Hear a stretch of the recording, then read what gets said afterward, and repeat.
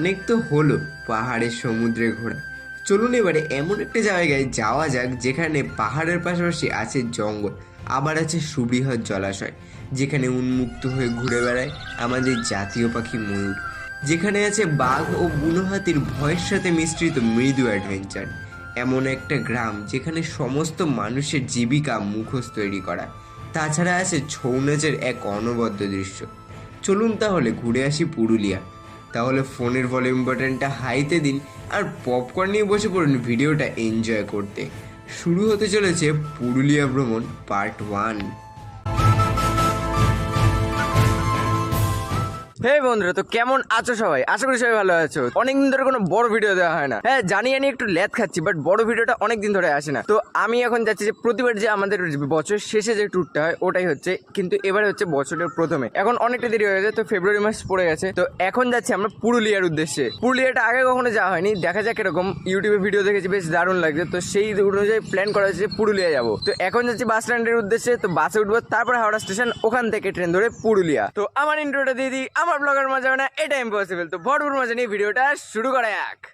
আর হ্যাঁ, এখন সবাই বেরিয়ে গেছি। তো এখানে এখন যাচ্ছি অটো ধরতে। তো অটো ধরবো, তারপরে যাবো বাস স্ট্যান্ডে। তো বাস স্ট্যান্ডে গিয়ে বাকি কথাটা হচ্ছে। সকাল 10:30 নাগাদ আমরা সবাই বারাসাত বাস স্ট্যান্ড থেকে বাসে উঠে পড়লাম হাওড়া স্টেশনে যাওয়ার জন্য।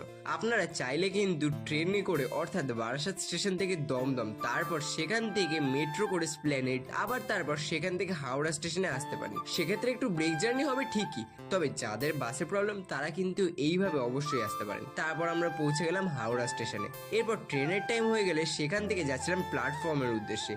এরপর একটু বন্দে ভারতের দর্শন করে আমরা চলে আসলাম আমাদের ট্রেনের সামনে। আর এই হলো আমাদের ট্রেন, পুরো একদম লালে লাল।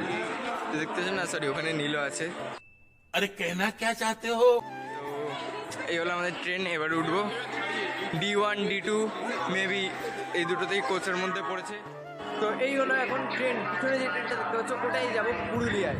তো ট্রেনটার ভিতরে দেখি, তো আমরা আসলে ওয়েটিং লিস্টটা ক্যান্সেল করে চেয়ার কার্ডটা নিয়েছি, কারণ ওইটা অ্যাভেলেবেল ছিল না। তো তার জন্য আমাদের ক্যান্সেল করে এই চেয়ার কার্ডটা নিতে হচ্ছে। যতদূর চোখ যাবে ততদূরই chair car chair car chair car. তো জায়গাটা বেশ ভালোই। আর আমাদের বগিটা রয়েছে ওই দিক বরাবর। তো আর আমাদের দাদুদের বগিটা রয়েছে এই দিক বরাবর, মানে দাদুদের চেয়ারটা এদিকে আর আমাদের চেয়ারটা রয়েছে এই দিক বরাবর। এখানে বসেছি আপাতত, বসে আমি এদিকে এসেছি তোমাদেরকে দেখানোর জন্য। তো চলো জায়গায় গিয়ে বসি, তারপর বাকি জার্নিটা কন্টিনিউ করা যাচ্ছে।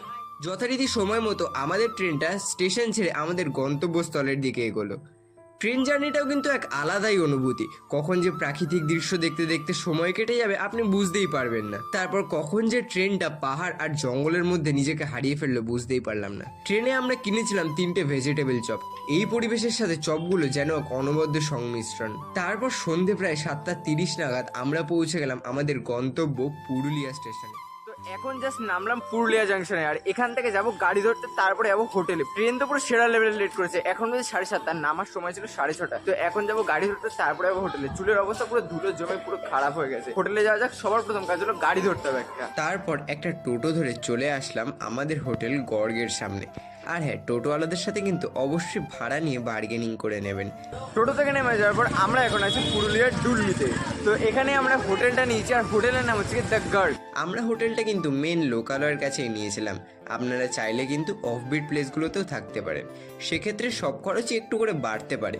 আমাদের হোটেলটা রিজনেবল প্রাইসের পাশাপাশি রুমগুলোও কিন্তু বেশ সাজানো গোছানো ছিল। হোটেলের নাম্বারটা উপরে দেওয়া রইল। সারাদিন এত জার্নি করে এবার পালা একটু বিশ্রাম নেওয়ার, কারণ পরের দিন অপেক্ষা করছে আরও অনেক কিছু। সেগুলো আপনাদের দেখাবো পরের পার্টে। এখন তো পুরো শরীর একদম ভীষণ টায়ার্ড, ভীষণ। তো কালকে সকালে উঠেই বেরোতে হবে।